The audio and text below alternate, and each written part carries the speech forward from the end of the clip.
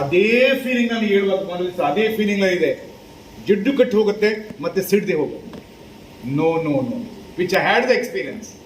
ಮಲಗುವಾಗ ನಾವು ಪ್ರೀತಿಯಿಂದ ಖುಷಿಯಿಂದ ಏನೇ ಇರಲಿ ಮಲಗುದು ತಾನೆ, ಮಲಗುವಾಗ ಕೆಲಸ ಮಾಡ್ಲಿಕ್ಕೆ ಬೇರೆ ಮಗುವಾಗೆ ಮಲಗೋದು, ಬೇರೆ ಯೋಚನೆಗಳು ಬರಬಾರ್ದು. ಬಂದರೂ ಕೂಡ ನಾಳೆ ಬಾ ಅಂತ ಹೇಳ್ಬೇಕು, ಮತ್ತೆ ಬರುವುದಿಲ್ಲ ಅದು. ಸೊ ಅದರಿಂದ ಒಳ್ಳೆ ರೀತಿಯಲ್ಲಿ ನೀವು ಮಕ್ಕಳು ಚೆನ್ನಾಗಿ ಮಲಗಿ, ಖುಷಿಯಲ್ಲಿ ಮಲಗಿ, ನಗ್ನಗ್ತಾ ಮಲಗಿ. ಎಲ್ಲಿ ಸಹ ಕೂಗ್ಕೊಂಡು ಯಾವುದಾದ್ರೂ ಮನಸ್ಸಿಟ್ಕೊಂಡು ಕ್ರೋಧ ಇಟ್ಕೊಂಡು ಪಿಕ್ಚರ್ ನೋಡಿಕೊಂಡು ಹಾರರ್ ಶೋ ನೋಡ್ಕೊಂಡು ಮಲಗಬೇಡಿ.